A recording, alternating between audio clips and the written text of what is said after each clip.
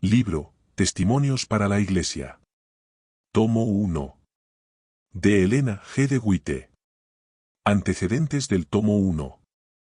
Los 9 tomos de Testimonios para la Iglesia constituyen, en la edición inglesa, un conjunto de 4.738 páginas de texto, y contienen artículos y cartas escritos por Elena G. de White, con instrucciones para la Iglesia Adventista del Séptimo Día, conducentes a su prosperidad. Un folleto de 16 páginas publicado en diciembre de 1855 marcó el comienzo de la serie de tales consejos, los que ocasionalmente aparecieron contenidos en folletos y libros de numeración consecutiva. Esos mensajes naturalmente se referían a asuntos que tenían vigencia en ese momento, pero en la mayor parte de los casos, en la actualidad nos encontramos frente a los mismos problemas, peligros y oportunidades que confrontaron a la Iglesia durante sus primeros años de vida.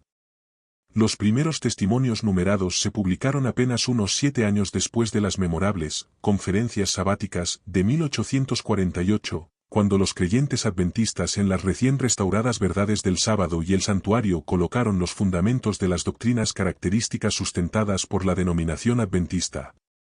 La causa había progresado en forma notable durante esos pocos años. Al comienzo había solamente 3 o 4 predicadores, o mensajeros, como ellos se autodenominaban. Todos dependían de lo que ganaban con su trabajo físico y de las ofrendas voluntarias dadas por unos pocos creyentes, los cuales también eran pobres en bienes de este mundo. Estos comienzos tuvieron como escenario casi exclusivamente los estados de la Nueva Inglaterra. Para 1855, año de publicación del primer folleto de los testimonios, había cerca de una veintena de predicadores del sábado y el mensaje de la segunda venida. El número de creyentes había aumentado de menos de un centenar a más de 2000. La obra de publicaciones, comenzada por el pastor White en el verano de 1849 en Middleton, Connecticut, se había llevado a cabo en diversos lugares y bajo circunstancias adversas. Ahora, en 1855, se encontraba establecida en su propio edificio en Battle Creek, Michigan. El tiempo comprendido por los primeros 14 testimonios que aparecen en el tomo 1, abarca 13 años. Mencionaremos algunos de los acontecimientos que comprenden los mensajes dados durante este periodo de 1855 a 1868. La primera deserción, la apostasía y oposición de algunos de los antiguos hermanos en el ministerio, conocidos como el Grupo del Mensajero debido a su publicación del Mensajero de la Verdad, produjo aflicción e incertidumbre. Los primeros consejos se refieren a este movimiento y predicen que muy pronto terminaría en confusión. Algunos movimientos fanáticos que tendían a atraer a los creyentes sinceros prometiéndoles esperanzas infundadas de santificación, aparecieron en varios lugares, especialmente en algunos de los estados del este y en Wisconsin. Estas enseñanzas en ciertos casos estaban acompañadas por la manifestación de un supuesto don de lenguas. Pero la Iglesia recibió instrucciones claras y definidas que la libraron de ese engaño del enemigo. Con el transcurso del tiempo y la evidente tardanza de la segunda venida, juntamente con el ingreso en la Iglesia de mucha gente que no había participado en el movimiento de 1844 y que no había experimentado la profunda consagración espiritual generada por el mismo, se había producido como resultado la pérdida del primer amor. Era una época de especulaciones en terrenos y de búsqueda de posesión legal de tierras otorgadas por el gobierno, al abrirse los estados del oeste a la llegada de los colonizadores, entre quienes se encontraba un buen número de creyentes procedentes de los muy poblados estados del este del país. La sierva del Señor presentó serias advertencias y súplicas concernientes a los peligros prevalecientes de la conformidad con el mundo, y llamó a la Iglesia a una consagración más profunda. En la última parte de 1856 se llamó la atención al mensaje laodicense de Apocalipsis 3. Al comienzo se sostuvo que este consejo se aplicaba a los creyentes en la venida de Cristo que no habían avanzado siguiendo la luz del tercer ángel, que habían organizado otra iglesia y se habían opuesto decididamente a la verdad del sábado. Pero ahora los adventistas se veían a sí mismos como tibios y con la necesidad de escuchar el consejo del testigo fiel. Los creyentes sintieron la poderosa influencia de este mensaje durante 2 o más años y esperaron que los condujera directamente al fuerte clamor del tercer ángel. Los fervientes mensajes de los testimonios que se refieren a este movimiento, se pueden comprender mejor si se conocen estos antecedentes. Era una época de discusión y debates. A muchos de nuestros ministros se los desafiaba a debatir el tema del sábado y otras verdades, y algunos de ellos hasta adoptaban una actitud agresiva en tales debates. Esto requería consejo del cielo. Uno de nuestros pastores destacados, Moisés Huy, participó en debates con los espiritistas, primero porque ellos lo desafiaron, y después porque él los desafió a ellos. Como resultado de esto, fue arrebatado y lanzado al confuso laberinto del espiritismo. En ese momento la señora White publicó sus comunicaciones al pastor Huy e hizo públicas algunas cartas que le había escrito en los años pasados, y que, si las hubiera tomado en cuenta, lo habrían salvado del naufragio de su fe. Esos eran los años cuando se daban los primeros pasos en la organización de la Iglesia. Algunos que habían pasado por la experiencia del mensaje del segundo ángel, se oponían a la organización de la denominación porque temían que eso fuera una marca de Babilonia. Los asuntos relativos a la organización analizados por los dirigentes, se traslucen en numerosas comunicaciones dadas a la Iglesia por intermedio de la señora White. Y cuando se organizó la obra de publicaciones en 1860, y cuando después de mucho estudio y algunas vacilaciones, se adoptó el nombre de Adventistas del Séptimo Día, quedó demostrado que la organización de la obra mencionada y el nombre de la denominación estaban en armonía con la voluntad divina. Inmediatamente después de los pasos finales de la estructuración de la Iglesia, que culminaron con la organización de la Asociación General en mayo de 1863, la señora White recibió la memorable visión de Atsagou, en el mes de junio, cuando se comunicaron los principios de lo que se denominó la Reforma Pro Salud, juntamente con una revelación de la relación que existe entre la obediencia a las leyes de la salud y la formación del carácter que necesitan adquirir los miembros de la Iglesia para ser llevados al cielo. Estrechamente relacionada con esto estaba la reforma de la manera de vestir. 2 años después se dio el consejo de que deberíamos tener un hogar de salud propio, lo cual condujo al establecimiento del Instituto para la Reforma de la Salud, acerca del cual se recibieron muchos consejos. Los dirigentes siguieron la luz recibida y esta institución se desarrolló hasta convertirse en una de las mejores de su clase en el mundo. Durante el periodo cubierto por este volumen se establecieron claramente los principios administrativos que condujeron a su éxito. En este periodo también se hizo frente a los problemas planteados por la guerra civil, porque los adventistas tuvieron que enfrentar la necesidad de definir su relación con el gobierno civil en tiempo de guerra. También se trató la importancia del hogar en la formación del carácter cristiano, y la responsabilidad de los padres. En estas páginas se dan, además, numerosos y solemnes mensajes impartidos especialmente para la juventud. Además de los asuntos específicos estrechamente relacionados con los movimientos de la época, hubo consejos y amonestaciones de naturaleza general acerca de la disciplina eclesiástica y la preparación para la traslación. Este fue un periodo importante en el desarrollo de la Iglesia remanente, y los consejos dados en los testimonios ejercieron una amplia influencia modeladora. Los fideicomisarios. De Departamento de White. Libro, Testimonios para la Iglesia. Tomo 1. De Elena G. de White. Apuntes biográficos. Mi infancia. Nací en la localidad de Gorham, Maine, Estados Unidos, el 26 de noviembre de 1827. Mis padres, Roberto y Eunice Armon, habían vivido durante muchos años en el estado de Maine. En los años de su juventud llegaron a ser miembros fervientes y piadosos de la Iglesia Metodista Episcopal.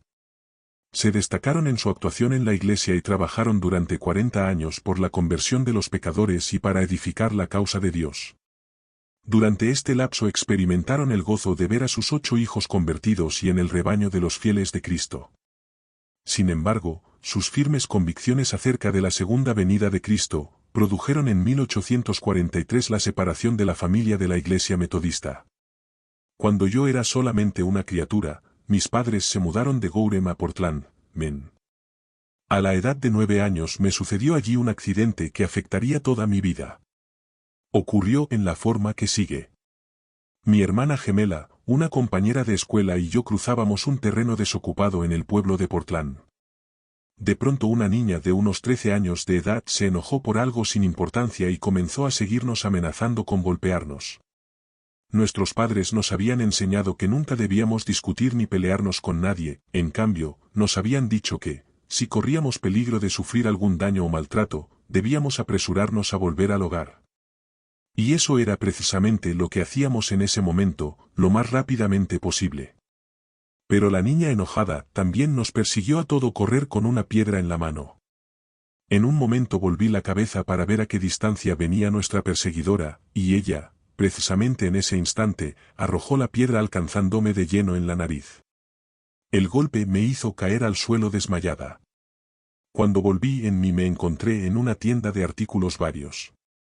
Tenía la ropa cubierta de sangre que manaba abundantemente de la nariz y corría hasta el suelo.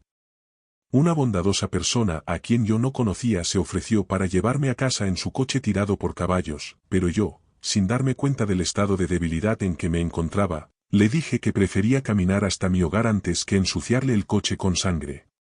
Los espectadores, sin percatarse de la gravedad de mi herida, me permitieron actuar de acuerdo con mis deseos, pero tras haber recorrido solo una corta distancia me sentí mareada y muy débil. Mi hermana gemela y mi compañera me llevaron a casa. No recuerdo nada de lo que sucedió durante cierto tiempo después del accidente. Mi madre dijo que durante 3 semanas yo había vivido en un estado de sopor, inconsciente de lo que pasaba a mi alrededor. Nadie más, fuera de ella, creía que me recuperaría, pero por alguna razón ella presintió que yo viviría. Una bondadosa vecina que antes había mostrado mucho interés en mí, pensó en cierto momento que me iba a morir. Quería comprar un traje para vestirme para el funeral, pero mi madre le dijo, todavía no, porque algo le decía que yo no moriría. Cuando recuperé la conciencia tuve la impresión de que había estado dormida. No recordaba el accidente e ignoraba cuál era la causa de mi enfermedad. Después de recobrar algo mis fuerzas, sentí curiosidad al oír decir a los que venían a visitarme, qué lástima. No la hubiera reconocido, y otras expresiones parecidas. Pedí un espejo, y después de mirarme en él quedé horrorizada al ver el cambio que se había realizado en mi apariencia. Habían cambiado todos los rasgos de mi cara. Al romperme el hueso de la nariz se había desfigurado mi rostro. El pensamiento de tener que arrastrar mi desgracia durante toda la vida me resultaba insoportable. No veía cómo podría obtener placer alguno de una existencia como esa. No deseaba vivir, y sin embargo temía morir, porque no estaba preparada. Los amigos que nos visitaban sentían lástima por mí, y aconsejaban a mis padres que entablaran juicio contra el padre de la niña que, decían ellos, me había arruinado. Pero mi madre prefería mantener una actitud pacífica. Dijo que si ese procedimiento legal pudiera devolverme la salud y el aspecto natural de mi rostro que había perdido, entonces ganaríamos algo al llevarlo a cabo, pero como tal cosa era imposible, era mejor no echarse encima enemigos al entablar una demanda judicial. Algunos médicos dijeron que tal vez mediante un alambre de plata insertado en la nariz sería posible corregir la deformación. Ese procedimiento habría sido muy doloroso, temían, además, que los resultados no fueran satisfactorios. Por otra parte, consideraban muy dudosa la posibilidad de que recuperara la salud debido a que había perdido tanta sangre y a que había experimentado un choque nervioso tan fuerte. Aunque llegara a revivir, sostenían los doctores, no viviría durante mucho tiempo. Había enflaquecido tanto que me encontraba reducida a piel y huesos. Por este tiempo comencé a orar a Dios y a pedirle que me preparase para la muerte. Cuando nuestros amigos cristianos venían de visita le preguntaban a mi madre si me había hablado acerca de la muerte. Yo escuchaba estas conversaciones y me sentía estimulada. Deseaba llegar a ser cristiana y oraba fervientemente pidiendo perdón por mis pecados. Como resultado experimenté gran paz mental, amé a todos y sentí grandes deseos de que todos tuvieran sus pecados perdonados y amaran a Jesús como yo lo amaba. Recuerdo muy bien una noche de invierno en que todo estaba cubierto de nieve. De pronto el cielo se iluminó, se puso rojo y me dio la impresión de que se había airado, ya que parecía abrirse y cerrarse mientras la nieve se veía como si estuviera teñida de sangre. Los vecinos estaban espantados. Mi madre me llevó en sus brazos hasta la ventana. Me sentí feliz porque pensé que Jesús venía, y tuve grandes deseos de verlo. Mi corazón rebosaba de alegría, crucé las manos en ademán de éxtasis y pensé que se habían acabado mis sufrimientos. Pero mis esperanzas no tardaron en convertirse en amargo chasco, porque pronto el singular aspecto del cielo palideció y al día siguiente el sol salió como de costumbre. Fui recuperando mis fuerzas con mucha lentitud. Más tarde, al participar nuevamente en los juegos con mis compañeras, me vi forzada a aprender la amarga lección de que nuestra apariencia personal con frecuencia influye directamente en la forma como nos tratan las personas con quienes nos relacionamos.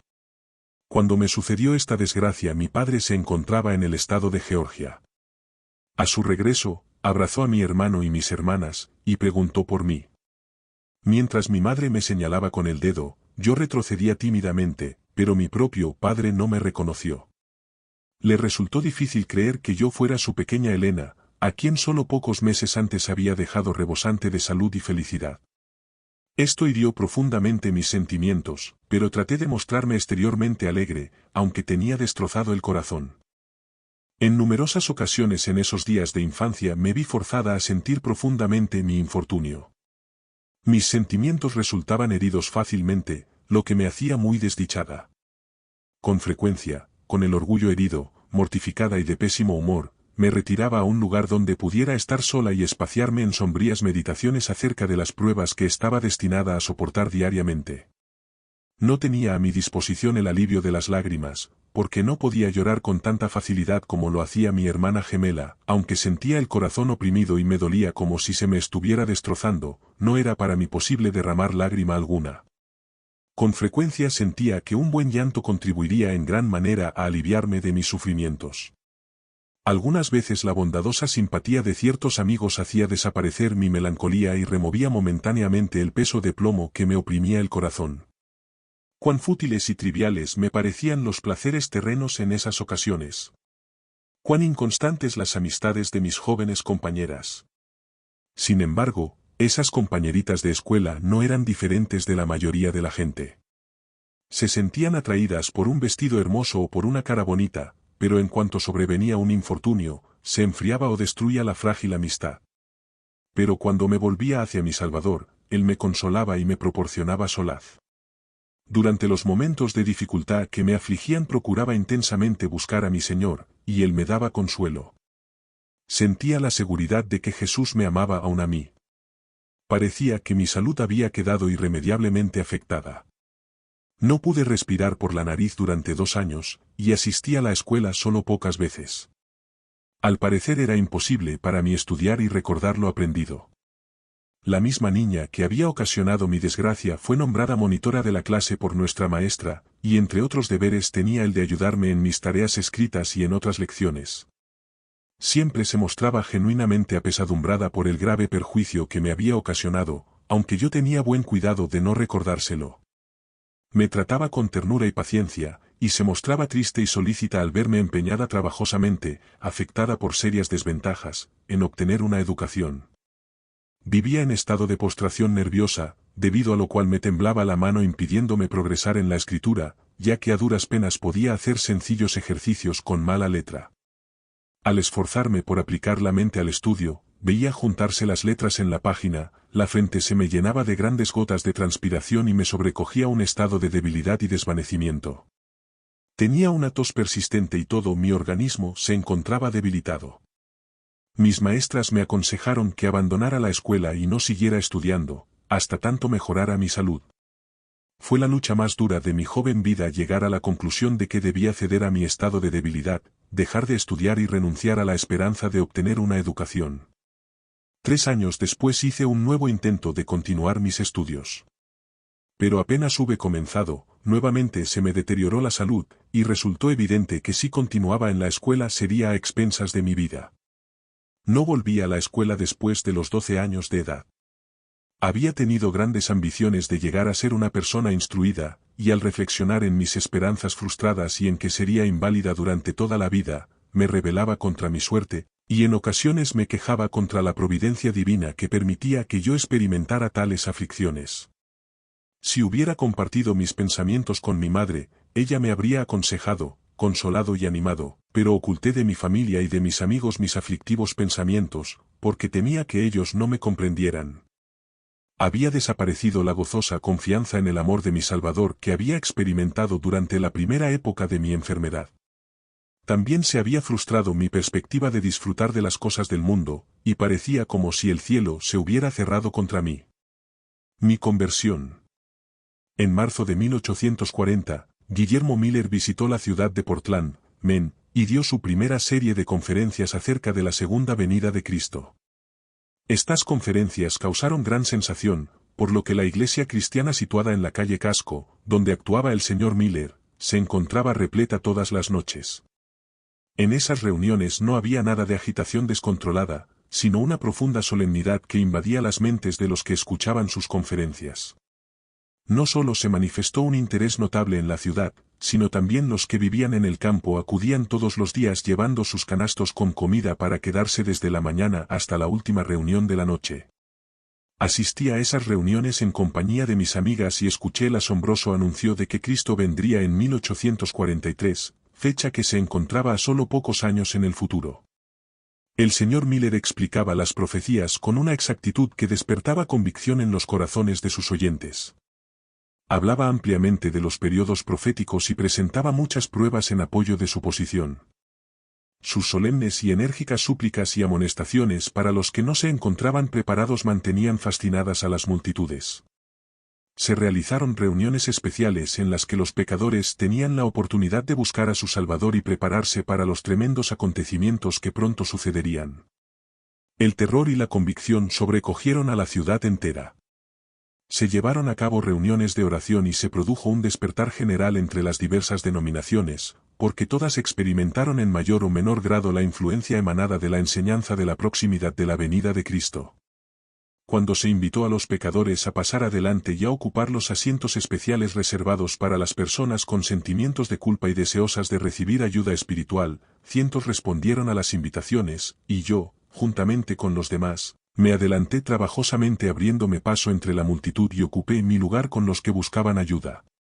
Pero abrigaba en mi corazón el sentimiento de que nunca sería digna de ser llamada hija de Dios. La falta de confianza en mí misma y la convicción de que sería imposible hacer que otros comprendieran mis sentimientos, me impedía buscar consejo y ayuda de mis amigos cristianos. Debido a eso anduve extraviada innecesariamente en tinieblas y desesperación, mientras ellos, que no habían penetrado mi reserva, desconocían completamente cuál era mi verdadera condición.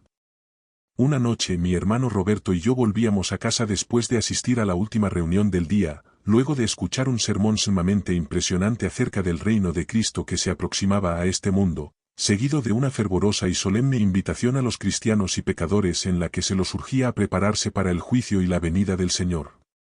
Lo que escuché había agitado mis sentimientos. Mi sensación de culpabilidad era tan profunda que temía que el Señor no se compadecería de mí esa noche y no me permitiría llegar al hogar sin castigarme.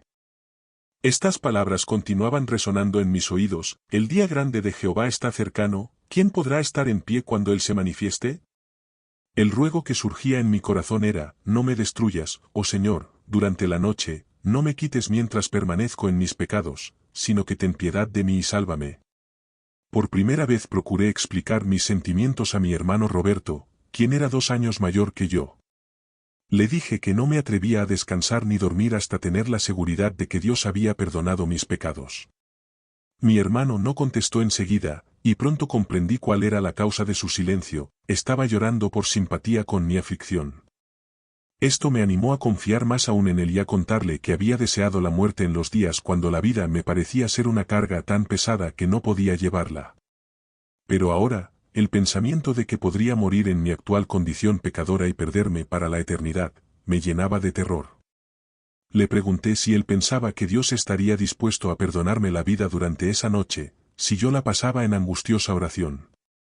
Me contestó: estoy convencido que Él lo hará si se lo pides con fe. Oraré por ti y por mí mismo. Elena, no olvides nunca las palabras que hemos escuchado esta noche. Después de haber regresado a casa, pasé la mayor parte de la noche en oración y lágrimas. Una razón que me inducía a ocultar mis sentimientos a mis amigos, era que temía escuchar palabras desalentadoras. Mi esperanza era tan tenue, y mi fe tan débil, que temía que, si otra persona llegaba a expresar una opinión que concordara con la mía, eso me haría caer en la desesperación. Sin embargo, anhelaba que alguien me dijera qué debía hacer para ser salva, y cuáles pasos debía dar para encontrarme con mi Salvador y entregarme sin reservas al Señor. Consideraba un gran privilegio ser cristiana y sentía que eso requería un esfuerzo especial de mi parte. Mi mente permaneció en esta condición durante meses. Usualmente asistía a las reuniones metodistas con mis padres, pero después de interesarme en la pronta venida de Cristo, había comenzado a asistir a las reuniones que se realizaban en la calle Casco. Mis padres asistieron el verano siguiente a las reuniones campestres de reavivamiento espiritual realizadas en Buxton, Maine, y me llevaron con ellos. Había tomado la firme resolución de buscar fervientemente al Señor en ese lugar, y obtener, si ello era posible, el perdón de mis pecados. Tenía en mi corazón el gran anhelo de recibir la esperanza cristiana y la paz producidas por el acto de creer. Sentí mucho ánimo al escuchar en un sermón estas palabras: entraré a ver al Rey, y, si perezco, que perezca. El orador hizo referencia a los que vacilan entre la esperanza y el temor, anhelando ser salvos de sus pecados y recibir el amor perdonador de Cristo, y sin embargo manteniéndose en la duda y esclavitud debido a la timidez y al temor al fracaso. Aconsejó a tales personas que se entregaran a Dios y que confiaran sin tardanza en su misericordia. Encontrarían a un Salvador lleno de gracia, así como Asuero ofreció a Esther la señal de su favor. Lo único que se requería del pecador que temblaba ante la presencia de su Señor, era extender la mano de la fe y tocar el cetro de su gracia. Ese toque aseguraba el perdón y la paz.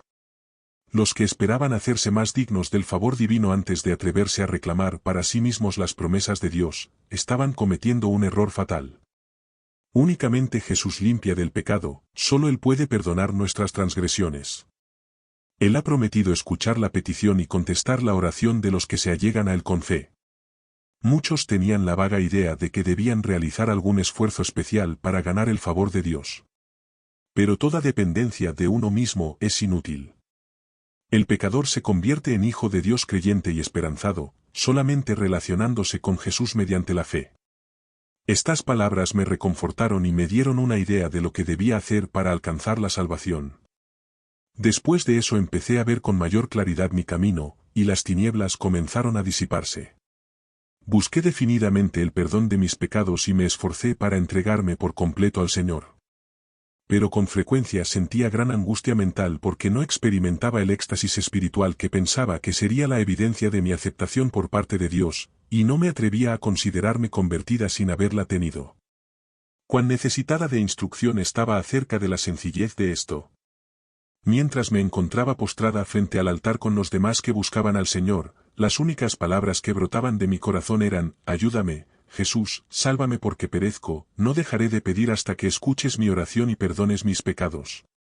Sentí como nunca antes mi condición necesitada y sin esperanza. Mientras me encontraba arrodillada y en oración, repentinamente desapareció mi angustia y sentí el corazón aligerado. Al comienzo me sobrecogió un sentimiento de alarma y procuré sumergirme nuevamente en la angustia. Me parecía que no tenía derecho a sentir gozo y felicidad. Pero sentía que Jesús estaba muy cerca de mí, tuve la sensación de que podía acudir a Él con todas mis preocupaciones, infortunios y pruebas, así como los necesitados iban a Él cuando estaba en este mundo. Experimenté la seguridad en mi corazón de que Él comprendía mis pruebas peculiares y simpatizaba conmigo. Nunca olvidaré la admirable seguridad de la tierna compasión de Jesús por alguien tan indigna de ser tomada en cuenta por Él. Aprendí más del carácter divino de Cristo en ese corto periodo cuando me encontraba postrada con los que oraban, que en cualquier tiempo pasado. Una piadosa hermana se acercó a mí y me preguntó: querida niña, ¿has encontrado a Jesús? Estaba por contestarle positivamente, cuando ella exclamó: verdaderamente lo has encontrado, porque su paz está contigo, y puedo verlo en tu rostro. Me pregunté repetidas veces: ¿puede esto ser religión? ¿No estaré equivocada? Me parecía algo sobremanera excelente para pretender poseerlo, y un privilegio demasiado elevado. Aunque era excesivamente tímida para confesarlo en público, sentí que el Salvador me había bendecido y perdonado. La serie de reuniones concluyó poco después, por lo que regresamos a casa. Yo tenía la mente llena con los sermones, las exhortaciones y las oraciones que habíamos escuchado. Ahora parecía que todo había cambiado en la naturaleza. Las nubes y la lluvia habían predominado una buena parte del tiempo durante las reuniones, y mis sentimientos habían estado en armonía con el tiempo. En cambio, ahora el sol brillaba con gran esplendor e inundaba la tierra con su luz y calor. Los árboles y la hierba eran de un verde intenso y el cielo tenía un azul más profundo. La tierra parecía sonreír bajo la paz de Dios. Así también los rayos del sol de justicia habían penetrado a través de las nubes y las tinieblas de mi mente y disipado la melancolía que había sentido durante tanto tiempo. Tenía la sensación de que todos estaban en paz con Dios y animados por el Espíritu Santo. Todo lo que veía parecía haber experimentado un cambio. Los árboles eran más hermosos y los cantos de las avecillas más dulces que antes, y parecían alabar al Creador con sus trinos. No me atrevía a hablar, porque temía que con eso desapareciera la felicidad que sentía y se perdiera la preciosa evidencia del amor de Jesús hacia mí. Al aproximarnos a nuestro hogar situado en la ciudad de Portland, pasamos junto a hombres que trabajaban en la calle. Conversaban acerca de temas comunes, pero yo tenía los oídos cerrados a todo lo que no fuera alabanza a Dios, por lo que escuché sus palabras como gratas expresiones de agradecimiento y gozosos hosannas. Volviéndome hacia mi madre, le dije: todos estos hombres están alabando a Dios y ni siquiera han asistido a las reuniones de reavivamiento. No comprendí en ese momento por qué los ojos de mi madre se habían llenado de lágrimas y una tierna sonrisa había iluminado su rostro, al escuchar mis sencillas palabras que le hacían recordar una experiencia personal parecida. Mi madre amaba las flores y sentía mucho placer cultivándolas y adornando con ellas el hogar para que resultara placentero para sus hijos. Pero nuestro jardín nunca antes me había parecido tan hermoso como el día en que llegamos de regreso a casa. En cada arbusto, pimpollo y flor reconocí una expresión del amor de Jesús. Estas hermosas cosas parecían hablar con mudo lenguaje del amor de Dios. En el jardín había una hermosa flor de tonalidad rosada que llamábamos la rosa de Sarón. Recuerdo haberme aproximado a ella y tocado con reverencia sus delicados pétalos, que a mis ojos parecían tener una cualidad sagrada. Mi corazón rebosaba de ternura y amor por esas hermosas cosas creadas por Dios. Podía contemplar la perfección divina en las flores que adornaban la tierra. Dios se ocupaba de ellas, y sus ojos que todo lo ven no las perdían de vista. Él las había hecho y había dicho que eran buenas en gran manera. Ah, pensé yo, si Él ama tanto y cuida las flores que ha llenado de belleza, con cuanta más ternura cuidará a sus hijos que han sido hechos a su imagen. Luego repetí suavemente para mí misma: soy hija de Dios y su amante cuidado me rodea. Seré obediente y de ninguna manera le desagradaré, sino que alabaré su nombre amado y a Él lo amaré siempre. Ahora podía contemplar mi vida iluminada por una luz diferente. La aflicción que había ensombrecido mi infancia parecía que había sido permitida misericordiosamente para mi propio bien, con el fin de apartar mi corazón del mundo y de sus placeres, que no causan satisfacción alguna, y para inclinarlo hacia las atracciones perdurables del cielo. Pronto después de nuestro regreso de las reuniones de reavivamiento, y juntamente con varios otros, fuimos recibidos condicionalmente en la iglesia. Yo había reflexionado mucho acerca del tema del bautismo. Aunque era muy joven, podía ver un solo modo del bautismo autorizado por las Escrituras, y era el bautismo por inmersión. Algunas de mis hermanas metodistas procuraron en vano convencerme de que la aspersión era el bautismo bíblico. El pastor metodista consintió en bautizar por inmersión a los candidatos, si ellos con conocimiento preferían ese método, y al mismo tiempo expresó que Dios aceptaría igualmente la aspersión. Finalmente se fijó fecha cuando recibiríamos este rito solemne. En un día ventoso, 12 de nosotros nos dirigimos hacia la costa para ser bautizados en el mar. Grandes olas reventaban en la playa, pero al tomar esta pesada cruz sentía que mi paz interior se deslizaba suavemente como un río en calma. Cuando me levanté del agua casi me habían abandonado mis fuerzas, porque el poder de Dios había descansado sobre mí. Sentí que en adelante no pertenecería a este mundo, porque me había levantado de la tumba líquida y había surgido a una nueva vida. Ese mismo día en la tarde fui recibida en la iglesia como miembro regular. Junto a mí se encontraba una joven que también era candidata a ser admitida en la iglesia. La paz y la felicidad llenaban mi mente, hasta que vi anillos de oro que relucían en los dedos de esta hermana y los grandes aretes que pendían ostentosamente de sus orejas. Luego observé que tenía el sombrero adornado con flores artificiales y costosas cintas dispuestas en lazos y moños. Mi gozo se convirtió en tristeza debido a este despliegue de vanidad en una persona que pretendía ser seguidora del humilde y manso Jesús. Yo esperaba que el pastor reprendiera disimuladamente o aconsejara a esta hermana, pero él no tomó en cuenta sus adornos ostentosos y no la reprochó. Ambas fuimos recibidas como miembros de la Iglesia. La mano adornada con joyas fue estrechada por el representante de Cristo y los nombres de ambas fueron inscritos en el libro de la Iglesia. Esta circunstancia me causó no poca incertidumbre y tribulación al recordar las palabras del apóstol, asimismo que las mujeres se atavíen de ropa decorosa, con pudor y modestia, no con peinado ostentoso, ni oro, ni perlas, ni vestidos costosos, sino con buenas obras, como corresponde a mujeres que profesan piedad. 1 Timoteo 2, 9-10. La enseñanza contenida en este pasaje bíblico al parecer era abiertamente pasada por alto por personas a quienes yo consideraba cristianas devotas y que tenían más experiencia que yo. Si en realidad era tan pecaminoso como yo suponía imitar la vestimenta extravagante de los mundanos, ciertamente estas cristianas lo comprenderían y se conformarían a la norma bíblica. Sin embargo, decidí en mi fuero interno seguir mis convicciones en lo que se refería al deber. No pude dejar de sentir que era contrario al espíritu del Evangelio dedicar el tiempo y los recursos dados por Dios al adorno personal, y que la humildad y el renunciamiento eran más apropiados para las personas cuyos pecados habían costado el sacrificio infinito del Hijo de Dios. Sentimientos de desesperación. En junio de 1842, el señor Miller presentó su segunda serie de conferencias en Portland. Consideré un gran privilegio poder asistir, porque me había desanimado y no me sentía preparada para encontrarme con mi Salvador. Esta segunda serie despertó una conmoción mucho mayor que la primera. Con pocas excepciones, las diferentes denominaciones cerraron las puertas de sus iglesias al señor Miller. Numerosos discursos pronunciados desde diversos púlpitos trataron de poner de manifiesto los supuestos errores fanáticos del conferenciante. Sin embargo, a pesar de esto, grandes grupos de ansiosos oyentes asistieron a sus reuniones y muchos no pudieron entrar. Los asistentes permanecían tranquilos y atentos.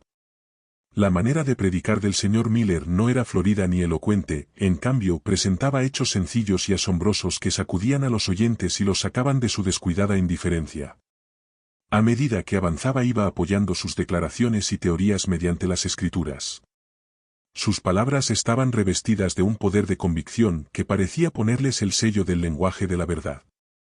El predicador era cortés y compasivo. En ocasiones cuando todos los asientos estaban ocupados, y también estaban llenos la plataforma y los lugares alrededor del púlpito, lo vi abandonar el púlpito y caminar por el pasillo para tomar de la mano a algún débil anciano o anciana y conducirlos hasta un asiento, y luego regresar para reanudar su conferencia. Verdaderamente le quedaba bien el apodo de Papá Miller, porque se preocupaba con dedicación de las personas con quienes se ponía en contacto, tenía modales afectuosos, una disposición cordial y un corazón tierno. Era un orador interesante y las exhortaciones que presentaba, tanto para los cristianos profesos como para los impenitentes, eran apropiadas y poderosas. Algunas veces en sus reuniones imperaba una atmósfera solemne tan definida que llegaba a ser dolorosa. Muchas personas se sometían a las convicciones del Espíritu de Dios. Hombres de cabellos canos y mujeres de edad avanzada se encaminaban temblorosos hacia los asientos reservados para los que buscaban ayuda espiritual. Las personas de edad madura, los jóvenes y los niños eran sacudidos profundamente.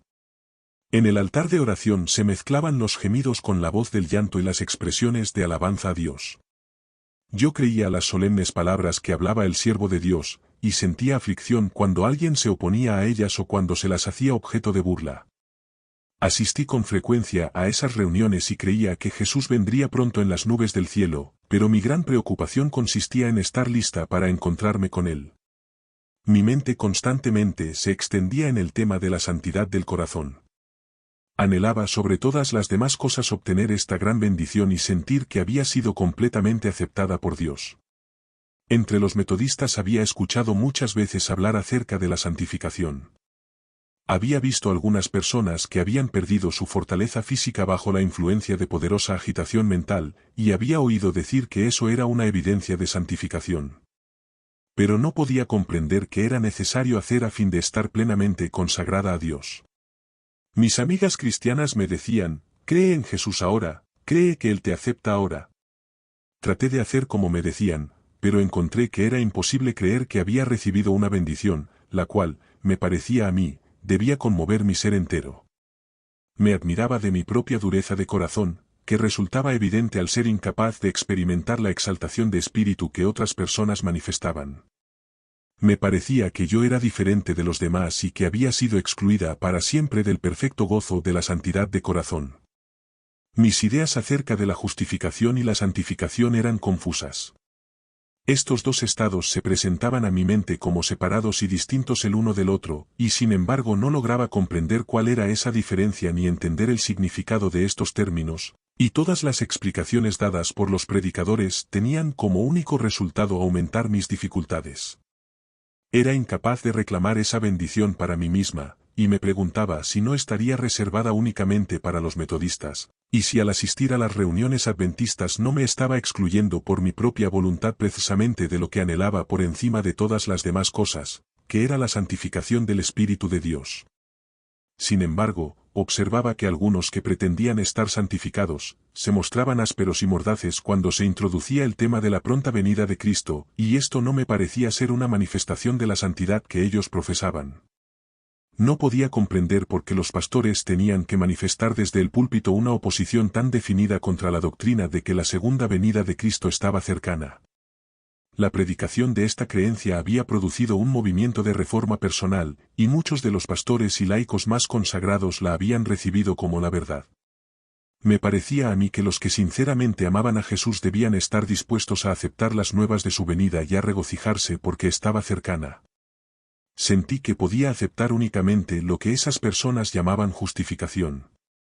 Había leído en la palabra de Dios que sin santidad nadie podría ver a Dios. Luego, existía una realización superior que yo debía alcanzar antes de tener la seguridad de la vida eterna. Reflexionaba continuamente sobre el tema, porque estaba convencida de que Cristo vendría pronto y temía que Él me encontrara sin preparación para recibirlo. Las expresiones de condenación resonaban en mis oídos día y noche y el ruego que constantemente presentaba a Dios era, ¿qué debo hacer para ser salva? En mi mente, la justicia de Dios eclipsaba su misericordia y su amor. Me habían enseñado a creer en un infierno que ardía eternamente, y tenía constantemente delante de mí el pensamiento horrorizante de que mis pecados eran demasiado grandes para ser perdonados, por lo que me perdería para siempre. Las terribles descripciones que había escuchado acerca de almas que se encontraban perdidas se habían asentado profundamente en mi conciencia. Los pastores presentaban desde el púlpito descripciones vívidas acerca de la condición de los perdidos. Enseñaban que Dios no se proponía salvar a nadie más fuera de los que habían alcanzado la santificación. Los ojos de Dios estaban constantemente sobre nosotros, todos los pecados quedaban registrados y recibirían un justo castigo. Dios mismo se ocupaba de los libros con la precisión de la sabiduría infinita, y todos los pecados que cometíamos eran fielmente registrados contra nosotros. Satanás era presentado como un ser ansioso de lanzarse sobre su presa y de arrastrarnos a las profundidades más grandes de angustia, para allí regocijarse por nuestros sufrimientos en los horrores de un infierno que ardía eternamente, donde después de las torturas de miles y miles de años, las olas ígneas sacarían a la superficie a las víctimas que se retorcían de dolor y que gritarían, ¿hasta cuándo, oh Señor, hasta cuándo? Y la respuesta descendería resonando hasta las profundidades del abismo, durante toda la eternidad. Nuevamente las olas ígneas rodearían a los perdidos y los arrastrarían a las profundidades de un mar de fuego en perpetuo movimiento. Mientras escuchaba estas terribles descripciones, mi imaginación quedaba de tal manera sobrecargada que me ponía a transpirar y a duras penas podía reprimir un grito de angustia, porque ya me parecía sentir los dolores de la perdición. Después de eso, el pastor hablaba de la incertidumbre de la vida. En un momento podemos estar sobre la faz de la tierra y en el momento siguiente podemos encontrarnos en el infierno, o bien en un momento podemos estar en la tierra y en el momento siguiente en el cielo. Elegiríamos el lago de fuego y la compañía de los demonios, o bien las bendiciones del cielo con los ángeles como nuestros compañeros. ¿Escucharíamos los lamentos y las maldiciones de las almas perdidas durante toda la eternidad o bien entonaríamos los cánticos de Jesús ante el trono?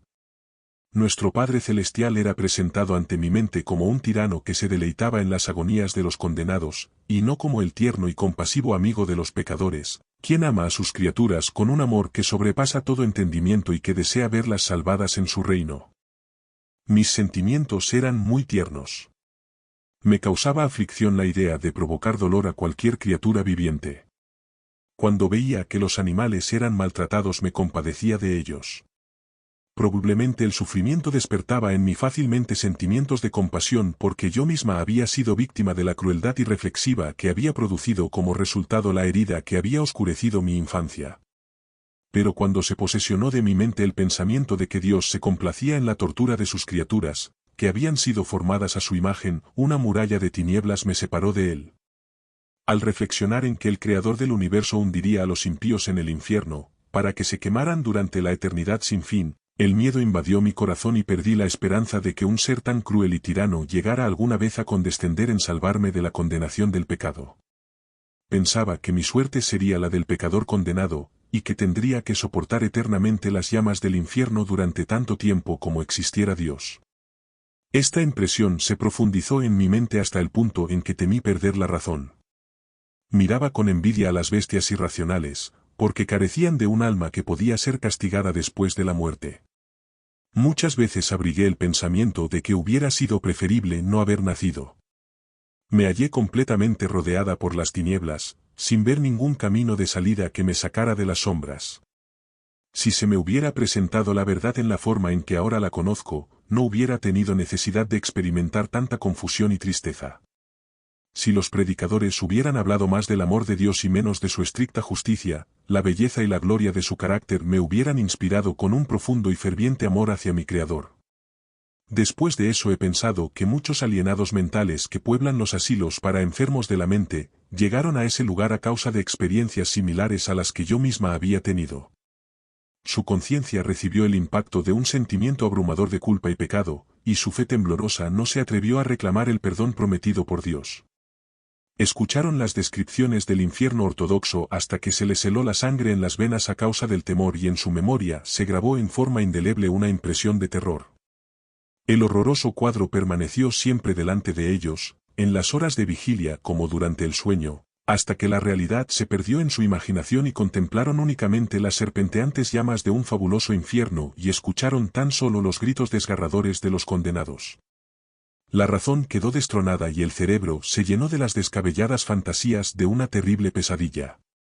Los que enseñan la doctrina de un infierno eterno harían bien en examinar más de cerca la autoridad con la que respaldan una creencia tan cruel.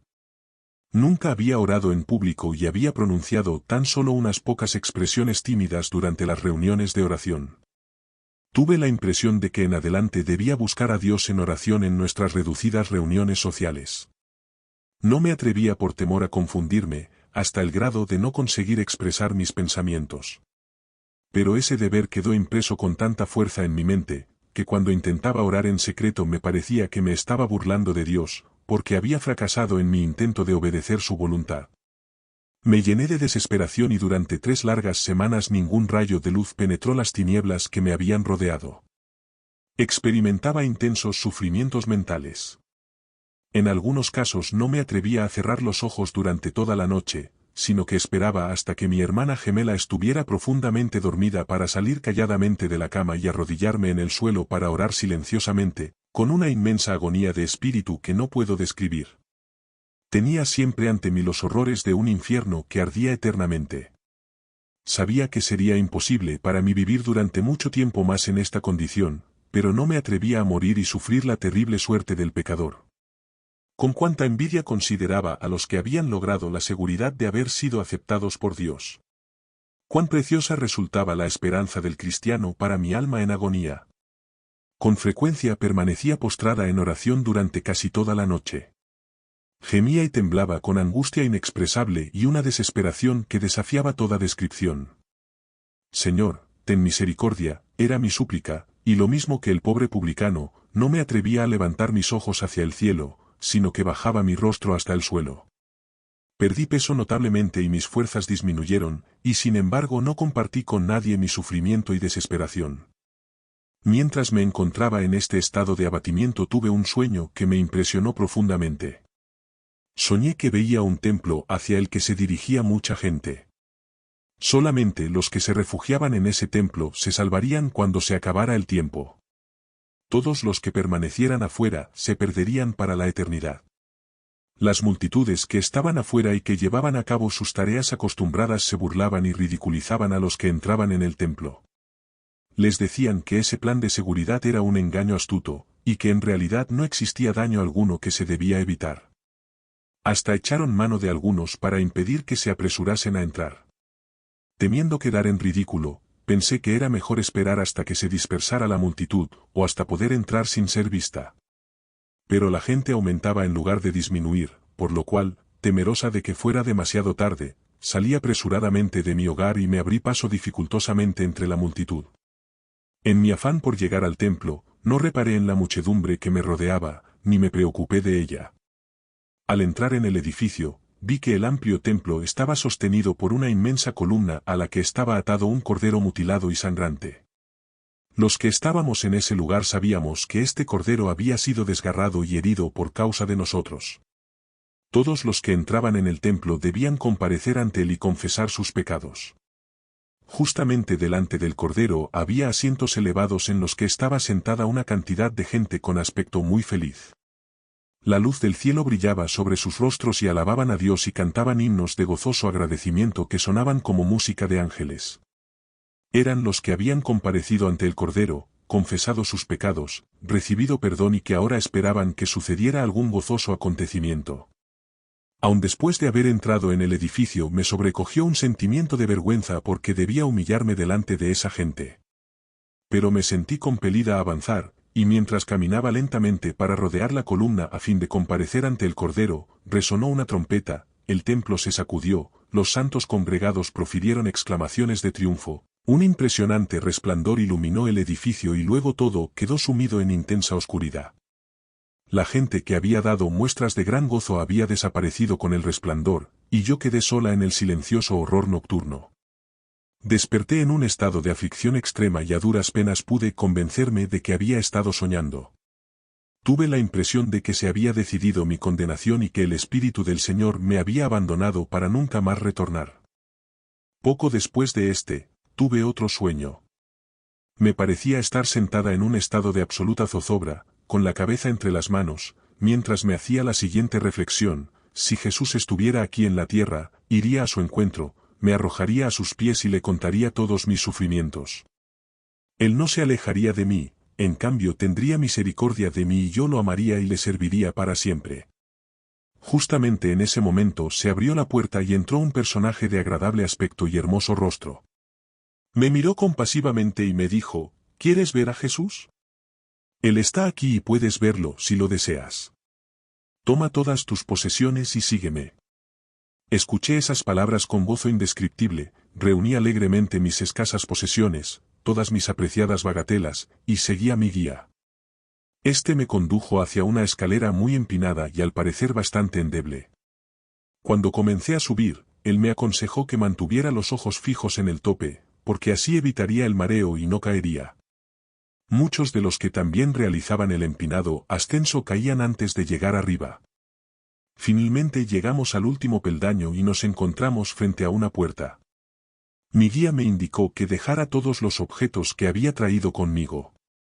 Lo hice gozosamente, entonces él abrió la puerta y me invitó a entrar.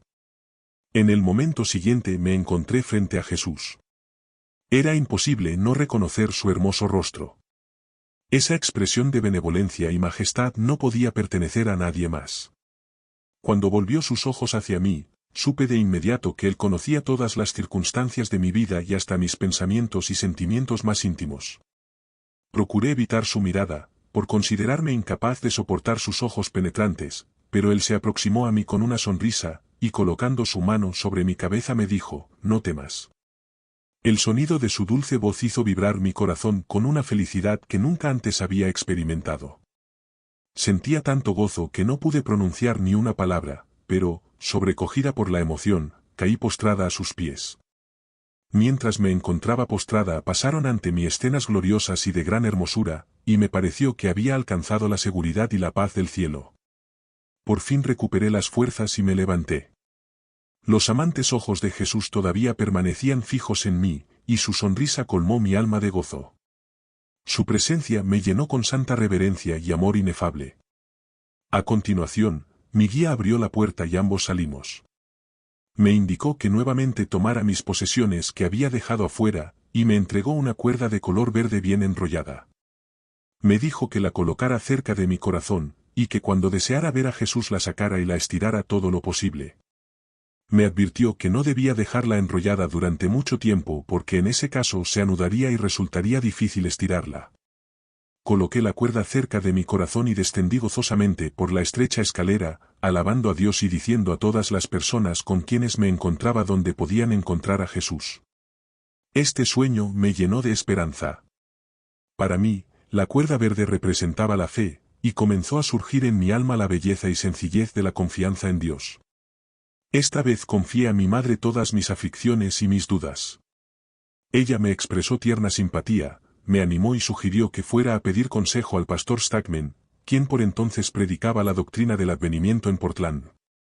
Tenía gran confianza en él porque era un dedicado siervo de Cristo. Cuando él escuchó mi historia, me colocó afectuosamente la mano en la cabeza y me dijo con lágrimas en los ojos: Elena, eres tan solo una niña. Tu experiencia resulta algo muy singular para alguien de tu edad. Seguramente Jesús te está preparando para una obra especial. Luego me dijo que, aunque yo fuera una persona de edad madura y asaltada por la duda y la desesperación, de todos modos, me diría que él sabía que existía esperanza para mí mediante el amor de Jesús. Precisamente la agonía mental que había experimentado constituía una evidencia positiva de que el Espíritu del Señor luchaba conmigo. Dijo que cuando el pecador se endurece en su culpa, no llega a comprender la enormidad de su transgresión, sino que se complace en la seguridad de que obra correctamente y no corre ningún peligro en particular. El Espíritu del Señor termina por abandonarlo y él se pone descuidado e indiferente o bien temerariamente desafiante. Este bondadoso pastor me habló del amor de Dios por sus hijos que yerran, y que, en lugar de regocijarse en su destrucción, él anhela atraerlos hacia sí con fe sencilla y confianza. Me habló detenidamente del gran amor de Cristo y del plan de salvación.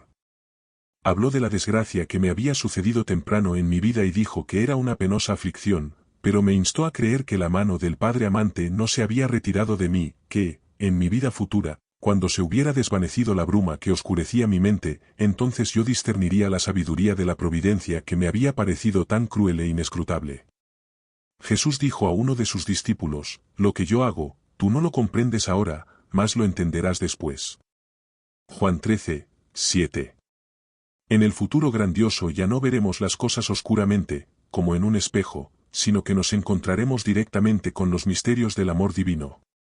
Elena, me dijo el pastor, ahora puedes retirarte en plena libertad, regresa a tu hogar confiando en Jesús, porque Él no retirará su amor de ninguna persona que busca de verdad.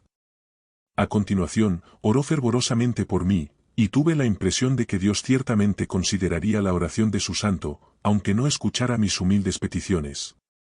Me retiré reconfortada y animada. Durante los pocos minutos en que recibí instrucciones del pastor Stackman, había obtenido más conocimiento acerca del tema del amor de Dios y de su misericordia que los que había recibido de todos los sermones y exhortaciones que había escuchado hasta ese momento. Volví a casa y nuevamente me puse ante la presencia del Señor, prometiéndole hacer y soportar cualquier cosa que Él requiriera de mí, si tan solo la sonrisa de Jesús llenaba de gozo mi corazón. Me fue presentado el mismo deber que me había angustiado anteriormente: tomar mi cruz entre el pueblo de Dios congregado.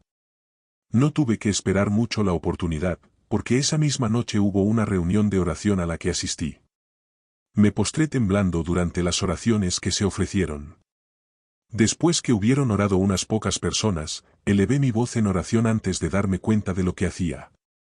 Las promesas de Dios se me presentaron como otras tantas perlas preciosas que podía recibir si tan solo las pedía. Durante la oración desaparecieron la preocupación y la aflicción extrema que había soportado durante tanto tiempo, y la bendición del Señor descendió sobre mí como suave rocío. Alabé a Dios desde la profundidad de mi corazón. Todo quedó excluido de mi mente, menos Jesús y su gloria, y perdí la noción de lo que sucedía a mi alrededor. El Espíritu de Dios descansó sobre mí con tanto poder que esa noche no pude regresar a casa. Cuando volví al día siguiente había ocurrido un gran cambio en mi mente. Me parecía que difícilmente podía ser la misma persona que había salido de la casa paterna la noche anterior. El siguiente pasaje se presentaba con insistencia en mi mente: Jehová es mi pastor, nada me faltará. Salmos 23, 1. Mi corazón se llenaba de felicidad mientras repetía suavemente estas palabras. Cambió mi concepto del Padre. Ahora lo consideraba como un padre cariñoso y no como un severo tirano que obligaba a los seres humanos a someterse a una obediencia ciega. Sentí en mi corazón un profundo y ferviente amor. Obedecer a su voluntad era para mí una experiencia gozosa y me resultaba placentero estar a su servicio. Ninguna sombra empañaba la luz que me revelaba la perfecta voluntad de Dios. Sentí la seguridad que provenía del Salvador que había establecido su morada en mi interior, y comprendí la verdad de lo que Cristo había dicho: el que me sigue, no andará en tinieblas, sino que tendrá la luz de la vida. Juan 8:12. La paz y felicidad que ahora sentía contrastaban de tal manera con la melancolía y la angustia que había sentido, que me parecía que había sido rescatada del infierno y transportada al cielo. Hasta pude alabar a Dios por el infortunio que había sido la prueba de mi vida, porque había sido el medio utilizado para fijar mis pensamientos en la eternidad. Debido a que era naturalmente orgullosa y ambiciosa, pude no haberme sentido inclinada a entregar mi corazón a Jesús, de no haber mediado la amarga aflicción que en cierto modo me había separado de los triunfos y vanidades del mundo. Durante 6 meses ni una sombra abrumó mi mente, ni tampoco descuidé ningún deber conocido. Todo mi esfuerzo se concentraba en hacer la voluntad de Dios y en mantener a Jesús de continuo en mi mente. Estaba sorprendida y extasiada con los claros conceptos que ahora se me presentaban acerca de la expiación y la obra de Cristo. No intentaré dar explicaciones adicionales de mis esfuerzos mentales, basta decir que las cosas antiguas habían desaparecido y todas habían sido hechas nuevas. No había una sola nube que echara a perder mi perfecta felicidad. Anhelaba referir la historia del amor de Jesús, pero no me sentía inclinada a entablar conversaciones comunes con nadie. Mi corazón rebosaba de tal manera de amor a Dios y de la paz que sobrepasa todo entendimiento, que experimentaba gran placer en la meditación y la oración. La noche siguiente, después de haber recibido una bendición tan grande, asistí a una reunión en la que se hablaba de la venida de Cristo. Cuando llegó el momento de que los seguidores de Cristo hablaran en su favor, no pude guardar silencio, así que me levanté y referí mi experiencia. No había ensayado lo que debía decir, por lo que el sencillo relato del amor de Jesús hacia mí brotó de mis labios con perfecta libertad, y tenía el corazón tan lleno de gozo por haber sido liberada de la esclavitud de la negra desesperación, que perdí de vista a la gente que me rodeaba y me pareció estar sola con Dios. No encontré dificultad alguna para expresar la paz y la felicidad que me embargaban, a no ser por las lágrimas de gratitud que en algunos momentos ahogaban mi discurso mientras hablaba del maravilloso amor que Jesús me había manifestado. El pastor Stackman estaba presente. Me había visto recientemente en profunda desesperación y el cambio notable que se había operado tanto en mi apariencia como en mis pensamientos conmovió su corazón. Lloró abiertamente, se regocijó conmigo y alabó a Dios por esta prueba de su tierna misericordia y compasión. Poco tiempo después de recibir esta gran bendición asistí a una predicación en la iglesia cristiana dirigida por el pastor Brown. Me invitaron a que refiriera mi experiencia, y no solo pude expresarme libremente, sino que experimenté felicidad al referir mi sencilla historia acerca del amor de Jesús y del gozo que uno siente al ser aceptado por Dios. Mientras hablaba con el corazón contrito y los ojos llenos de lágrimas, mi espíritu, lleno de agradecimiento, se sintió elevado hacia el cielo. El poder subyugador del Señor descendió sobre la congregación. Muchos lloraban y otros alababan a Dios. Se invitó a los pecadores a levantarse para que se orara por ellos y fueron muchos los que respondieron. Tenía el corazón tan lleno de agradecimiento por la bendición que Dios me había concedido, que anhelaba que también otros participaran en ese gozo sagrado.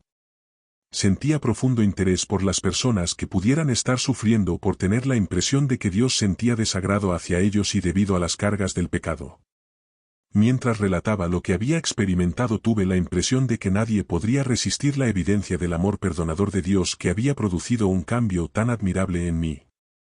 La realidad de la verdadera conversión me pareció tan clara que sentí deseos de ayudar a mis jóvenes amistades para que entraran en la luz, y en toda oportunidad que tuve ejercí mi influencia para alcanzar ese objetivo. Organicé reuniones con mis jóvenes amistades, algunas de las cuales tenían considerablemente más edad que yo, y hasta había personas casadas entre ellas. Algunas eran vanas e irreflexivas, por lo que mi experiencia les parecía un relato sin sentido, y no prestaron atención a mis ruegos. Pero yo tomé la determinación de que mis esfuerzos nunca cesarían hasta que esas personas por quienes sentía interés se entregaran a Dios. Pasé varias noches enteras orando fervorosamente en favor de las personas por quienes me había propuesto trabajar y orar. Unas cuantas se habían reunido con nosotros llevadas por la curiosidad, a fin de escuchar lo que yo diría, otras, debido a mis esfuerzos tan persistentes, pensaban que yo estaba fuera de mí, especialmente cuando ellas no manifestaban ninguna preocupación de su parte. Pero en todas nuestras pequeñas reuniones continué exhortando y orando por cada una individualmente, hasta que todas se hubieran entregado a Jesús y reconocido los méritos de su amor perdonador. Todas se convirtieron a Dios. En mis sueños de todas las noches me veía trabajando en favor de la salvación de la gente. En tales ocasiones se me presentaban algunos casos especiales, y posteriormente buscaba a esas personas y oraba con ellas. En todos los casos, con excepción de uno, esas personas se entregaron al Señor. Algunos de nuestros hermanos más formales tenían la impresión de que yo actuaba con un celo excesivo al buscar la conversión de la gente, pero a mí me parecía que el tiempo era tan corto que todos los que tenían la esperanza puesta en una bendita inmortalidad y aguardaban la pronta venida de Cristo tenían el deber de trabajar infatigablemente por los que todavía vivían en pecado y se encontraban al borde de una ruina terrible. Aunque yo era muy joven tenía el plan de salvación tan claramente delineado en mi mente, y mi experiencia personal había sido tan notable, que después de considerar el asunto me di cuenta que tenía el deber de continuar mis esfuerzos en favor de la salvación de las preciosas almas y que debía continuar orando y confesando a Cristo en cada oportunidad que tuviera. Ofrecí mi ser entero al servicio de mi Maestro. Sin importarme lo que sucediera, decidí agradar a Dios y vivir como alguien que esperaba que el Salvador vendría y recompensaría su fidelidad. Me sentí como un niñito que acudía a Dios como a su padre para preguntarle lo que él deseaba que hiciera. Luego, cuando comprendí claramente cuál era mi deber, me sentí sumamente feliz al llevarlo a cabo. A veces experimenté pruebas muy peculiares. Los que tenían más experiencia que yo trataban de retenerme y de enfriar el ardor de mi fe, pero con la sonrisa de Jesús que iluminaba mi vida y el amor de Dios en mi corazón, seguí adelante con un espíritu gozoso. Cada vez que pienso en las experiencias tempranas de mi vida, mi hermano, el confidente de mis esperanzas y temores, el que simpatizaba fervientemente conmigo en mi experiencia cristiana, se presenta en mi recuerdo envuelto en una ola de sentimientos de ternura. Él era una de esas personas para quienes el pecado presenta tan solo pocas tentaciones. Con una inclinación natural hacia la devoción, nunca buscó la compañía de la gente joven y alegre, sino más bien la compañía de los cristianos cuya conversación podía instruirlo en el camino de vida. Se comportaba con una seriedad que no correspondía a sus años, poseía una disposición suave y pacífica, y tenía la mente casi siempre llena con sentimientos religiosos. Los que lo conocían decían que su vida era un modelo para los jóvenes y un ejemplo viviente de la gracia y hermosura del cristianismo verdadero.